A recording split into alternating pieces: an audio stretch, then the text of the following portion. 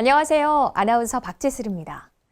앞서 영상에서도 살펴봤지만 코로나19 발생 초기 잘못된 정보, 특히 확진자 동선과 관련하여 가짜 뉴스들이 급격하게 퍼지면서 사회 혼란과 공포를 더 키웠습니다. 일반 시민들의 경우 바이러스나 확진자 발생 등에 대한 정보가 부족하다 보니 이런 가짜 뉴스들이 더욱 기승을 부릴 수 있었던 것인데요. 이에 한 대학생이 국내 코로나19 확진자들의 분포 현황과 이동 경로 등을 한눈에 볼 수 있는 코로나 맵을 만들어 무료로 공개해 시민들에게 큰 도움이 되었습니다. 이 사이트를 만드는데 단 하루밖에 걸리지 않았다고 밝혔는데 그 비결은 공공 데이터 개방에 있었습니다. 이번 시간에는 데이터 개방 하루 만에 만든 코로나 맵이라는 혁신 모델에 대해 살펴보도록 하겠습니다.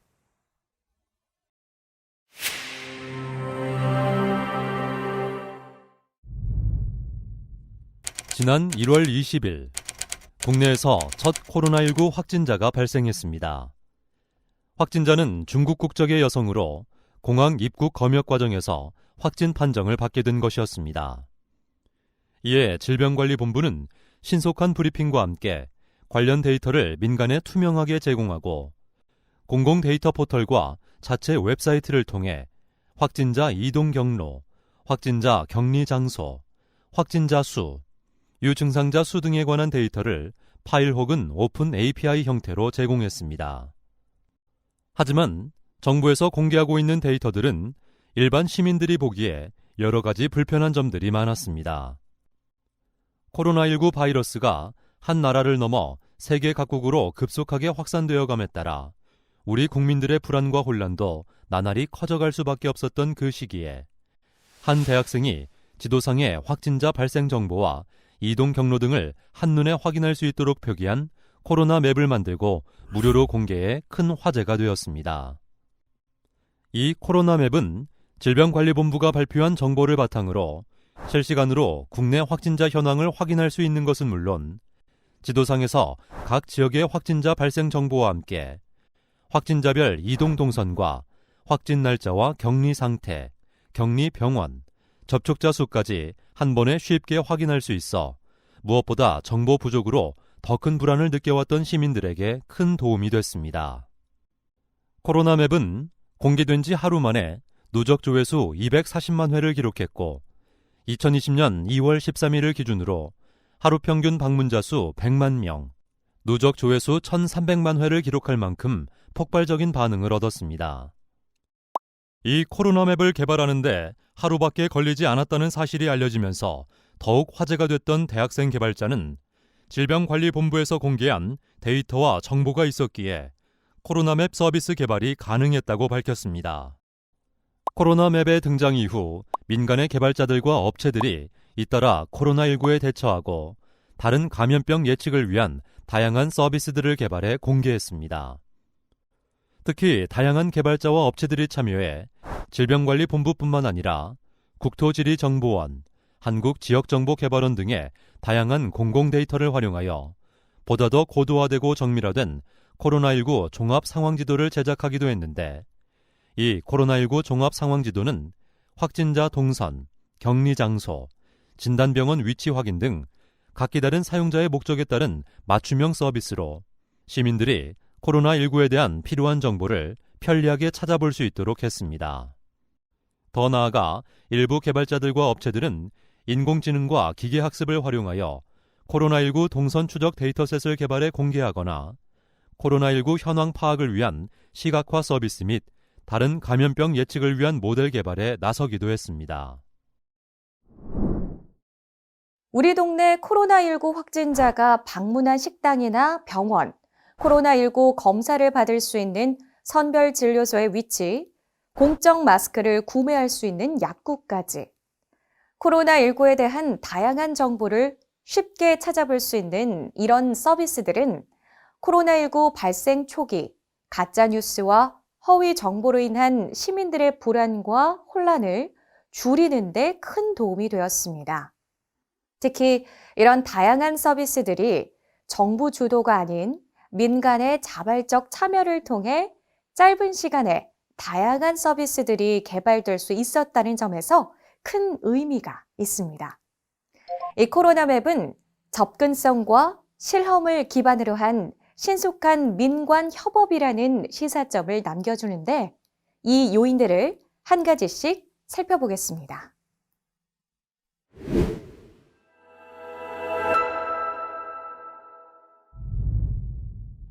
앞서 살펴봤던 것처럼 민간 개발자들과 업체들의 참여로 코로나19 관련 다양한 서비스들이 개발될 수 있었는데 이 서비스들에는 공통점이 있습니다. 바로 질병관리본부에서 공개한 공공 데이터를 활용하고 있다는 점입니다. 이렇게 다양한 코로나19 관련 서비스 개발의 바탕이 된 공공 데이터 개방이란 공공부문이 보유하고 있는 데이터를 민간 부문이 활용할 수 있도록 개방하는 것을 의미합니다. 개방된 공공 데이터를 활용하기 위해선 공개된 공공 데이터를 사용자가 직접 파일로 다운로드 받거나 오픈 API 활용 신청을 통해서도 가능합니다. 국가기관, 지방자치단체, 그리고 공공기관은 2013년 공공데이터법 제정을 기점으로 공공데이터를 선제적이고 지속적으로 개방해오고 있는데 공공데이터로 개방된 데이터 집합의 누적 건수는 2013년부터 2019년까지 약 6배가 증가했고 개방된 공공데이터의 민간 이용 건수는 같은 기간 무려 약 880배가 넘게 증가했습니다. 이런 공공데이터 개방과 활용을 위한 노력으로 대한민국은 경제협력개발기구 OECD가 실시한 2019년 공공데이터 평가에서 지난 2015년, 2017년에 이어 3회 연속 1위를 기록하기도 했습니다. 우리 정부는 이런 공공데이터 개방 정책에 따라 코로나19 발생 초기부터 확진자의 이동 경로, 격리 장소 등 관련 데이터를 민간에 투명하게 공개해왔고 위기 상황 속에서 그 활용이 더욱 빛날 수 있었던 것이었습니다.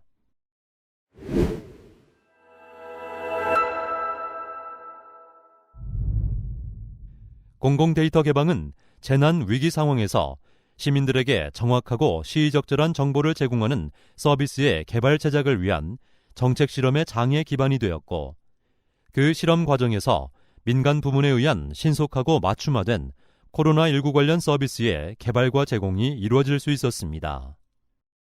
이 과정으로 문서가 아닌 실행을 통해 먼저 가능성을 실험해보고 이후 소통과 피드백을 통해 완성도를 높여나가는 새로운 형식의 위기 대응 방식을 경험할 수 있었습니다.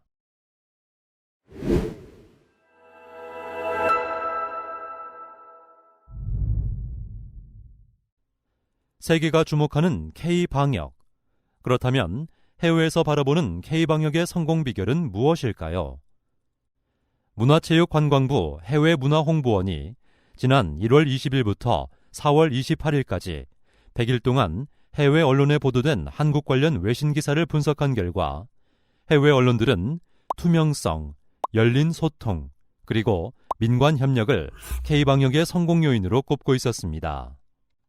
실제로 이번 코로나19로 인한 위기 극복 과정에서 큰 화제가 됐던 코로나맵과 마스크 알림이 개발을 비롯해 코로나19 검사 속도와 편의성을 크게 향상시킨 실시간 유전자 증폭 검사의 구축 시행 등도 모두 민관 협업이 있었기에 가능한 일이었습니다.